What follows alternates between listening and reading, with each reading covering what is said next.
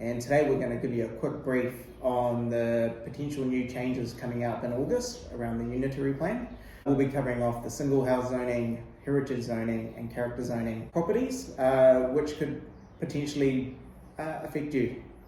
So how that might affect you is obviously if you live in the Hillpark area, you may have seen some of the, or a lot of the development, especially on Great South Road, heading in towards Southmore and North Crest there. There is a potential for that to be hitting the Hillpark area. Now what the government has put in place is a proposal to essentially turn all of Auckland into an urban zone under how that's viewed under the current unitary plan. If you know what an urban zone is, then you'll know that that allows for quite intensifying in terms of development on a standard 600 to 700 square metre site, which is quite a popular freehold land size in the Manarewa Hillpark area. Some of the properties in Hillpark are anywhere from 700 to 900 square metres, and as you've currently enjoyed a single housing zone with a special character for quite some time, that is going to be set to change. The proposal that the government have put forward in terms of the single housing zone is for 3 properties on a up to 600 square metre site. That will take up to 50% coverage. That means that 50% of the coverage of the land could be the building or the pad that the buildings are set up on, and that would be up to 3 levels. Now we know what that looks like in and around the Manarewa area already, and why that might affect Hillpark is because it has a great schooling zone.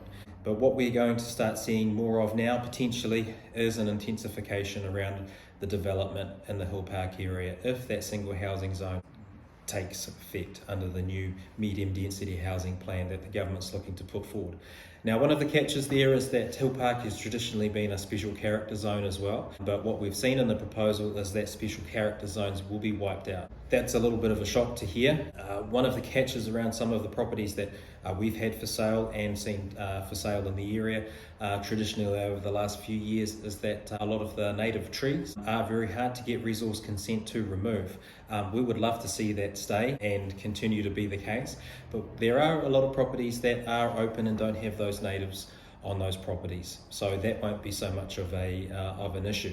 Best case scenario for a developer would be that the property is fairly flat land, nice straight 90-degree square rectangle on each corner, and has services on site. That may or may not be an issue for some properties, but if it is, then you could start seeing 2 to 3 properties popping up on a lot of the sites that traditionally have held one house. Now, there's a lot of big houses in the Hillpark area. Yours could be actually one of those too. So how that space on the land is divided up, rather than having one house front and back because there's no driveway on either side or access for cars, that house may in fact be gone. Those beautiful brick and tile houses that we have enjoyed in the area up and around Nathan Homestead and the school area, Grandview Road, David Ave and Lawrence Crescent, and the streets in between could be a thing of the past.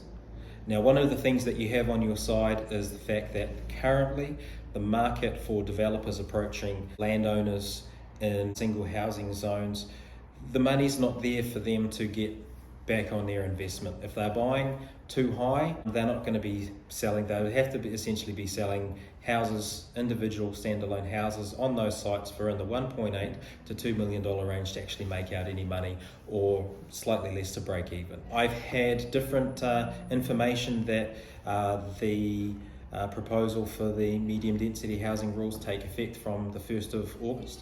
I've also heard people say that no, they're being put forward for discussion from the 1st of August, and it's currently in the planning stage. From a planner and architect, I have heard that the council is accepting lodgings of those plans on developments from the 1st of August. So from their mind, they are accepting the new rules from the 1st of August.